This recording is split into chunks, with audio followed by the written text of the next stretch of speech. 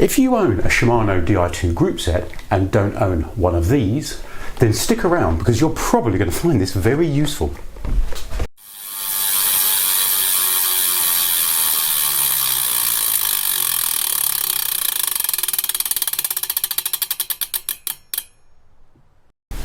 Welcome back to the channel. My name's John, the Ribble Valley Cyclist. In this video I want to talk to you about this, the Shimano Di2 Wireless Module.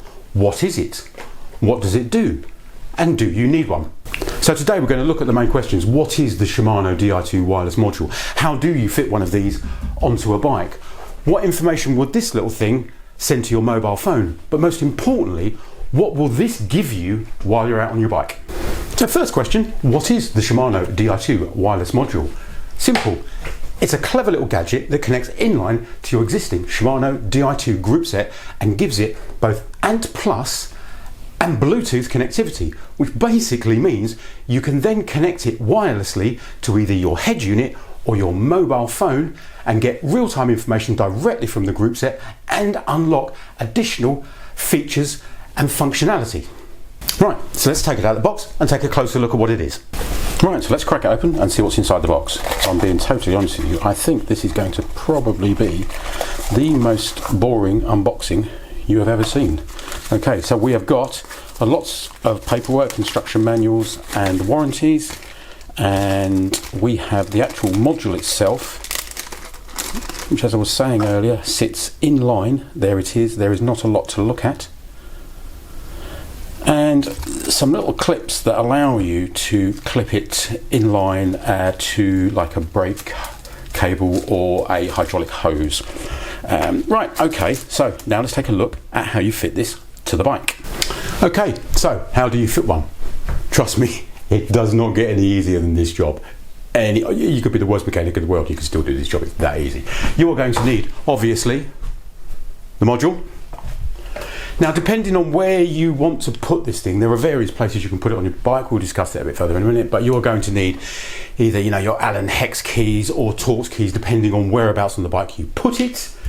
And you will need, when working with Di2 cables, if it's something you're doing on a regular basis, you should have the correct Di2 cable tool. Don't be a cheap ass and yank the cables with pliers or your hands and try and shove them together. You will eventually damage them because they are stupidly ridiculous cables. Get yourself the right tool. This is the Park Tool one, link in the description below. If you're doing Di2 work on a regular basis, splash the cash. Top tip, before you spend your hard-earned money, check compatibility with your group set. Some of the older Di2 group sets, this isn't compatible. You need to check which battery you have because this is only compatible with the newer generation of batteries. So before you spend your money, check compatibility using the compatibility chart supplied by Shimano, link in the description below. Right, it's compatible, let's get it fitted. If you've watched any of my previous videos, you will know this is the point where I start banging on about a maintenance stand, telling you to buy one, don't be such a cheapskate, blah, blah, blah. In this particular case, this job is so simple, we don't even need a maintenance stand and we can just do this with the bike parked in a floor stand. Now, whenever you're working on Di2, if you're disconnecting or connecting cables or modules or whatever, number one rule, always disconnect the battery first. You don't want to be plugging stuff in and out when the battery's connected, so you could do some damage. So the first job we've got to do is disconnect the battery. And on this particular bike, the battery resides in the seat post, so I've just got to undo the seat post and unplug the battery. Now, a little top tip for you, before you take your seat post out, first of all, put some insulating tape or a pencil mark around the seat post. So when you put it back in again, it goes back in exactly the same place it was previously. And if you're taking it out because of your Di2 battery, another great tip for you, grab a bit of insulating tape, have it taped to the side of your frame so you can then tape the Di2 cable to the frame so it doesn't fall inside. Because the last thing you want to happen is you don't want to be fishing around inside the frame trying to get the Di2 cable out, because it's going to be a right pain in the arse. Unplug the cable, put it against the frame, and just tape it in place so it doesn't drop down inside the frame. Simple as that. Now, if you're finding this content useful, do me a huge favour and hit that like button. Makes such a difference to the channel. And if road bikes and road bike maintenance is your thing, then if you hit the subscribe and the bell icon, then you'll get notified every time I publish a video. Right, okay, let's crack on and get this thing fitted. Theoretically, you can put this little box of tricks anywhere within your Di2 loom. But to cut out all the faff, what I'm going to do is I'm going to fit mine to the stem. Top tip for you, if you're removing or loosening your handlebars, just grab yourself a pencil and put a little pencil mark running from the stem on to the handlebars. That way, when you go to put them back on again, you can get the handlebars in exactly the same angle as they were before, and it doesn't feel any different when you go out on your bike. If you don't do that, you can guarantee you will not get it back in the same place, and it will just wind you up when you're out on your bike. Right, so I've put the bike temporarily up on the maintenance stand. I'm contradicting myself now. I've got my maintenance stand out. Promise I won't lecture about buying one. The reason I've done this is just so you can get a bit of a better idea and a closer view of what's going on here. So I've removed the cap off the stem, handlebars disconnected from the stem. Now these cables here, they would normally live inside the stem tube. And what you've basically got, as you can see, you've got the Y cable coming out of the handlebars. That goes into a junction box that I showed you earlier, one of those junction boxes, and then which plugs it into the main cable that runs down the frame, which then runs down here and all the way down. So all I need to do is disconnect that junction box and replace it with the Bluetooth module. So get my Di2 cable tool, little two-prong thing, push, push, and swap that out with its big brother, the Bluetooth module.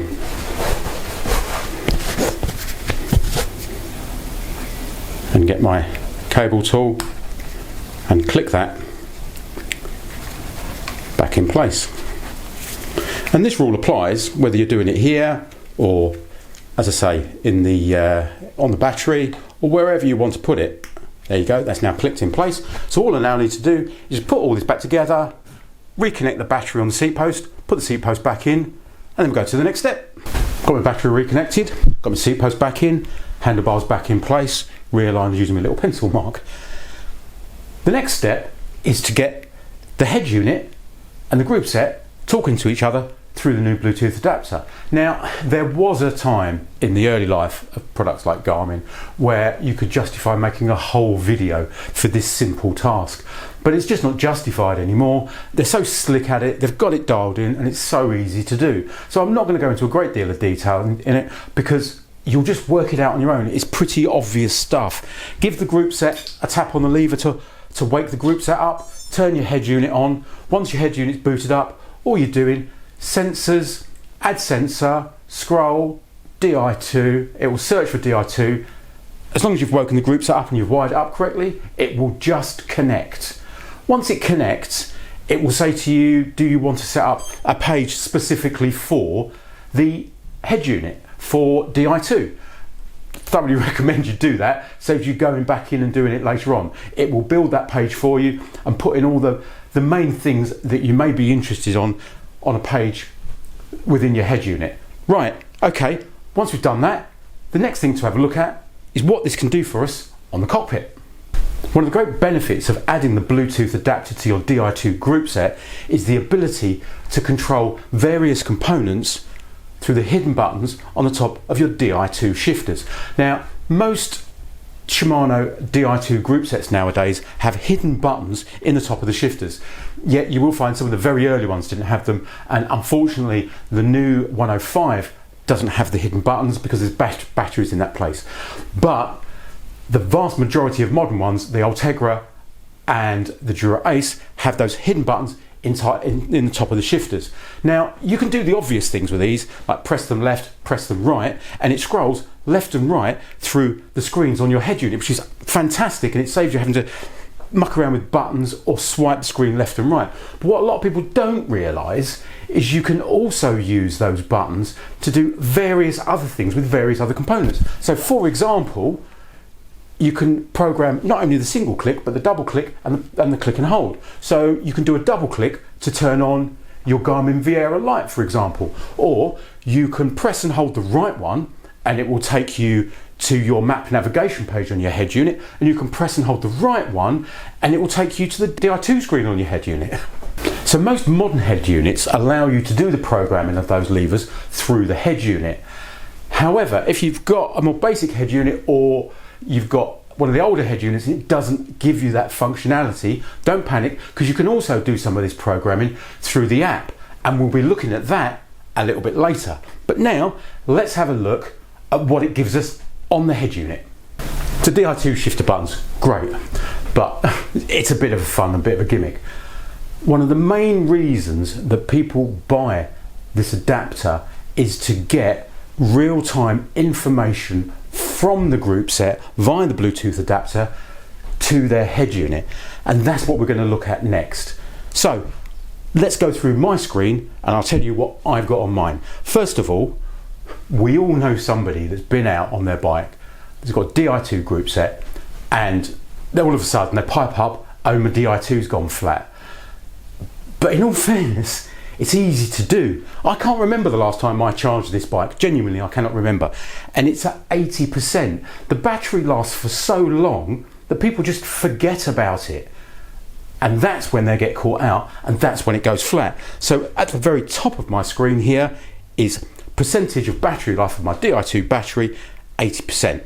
The next one I've got tells me what gear ratio I'm in. At the moment, 3:1. And it tells me what gear I'm on. The next part of the screen is what gear I am, front and rear. Saves me looking down. Yeah, I can look down or look behind me, but I can just look straight down on my head unit and I can see 52 on the front, 17 on the back. I've also got a visual illustration of the cassette, and I've got where I am on the cog. And what's another great feature is at the bottom it tells me what I've got selected with regards to synchronous shifting. Have I got synchronous, semi-synchronous or manual? But the great thing is, not only can I see what one I've got selected, but if I go into sensors, very simply and quickly I can go in and change it from synchronous to semi-synchronous, or turn that function off completely just by going in sensors, Di2, about, and I can change the setting. If you've already fitted one of these adapters to your bike, it'd be fantastic for it to hear from you in the comments below.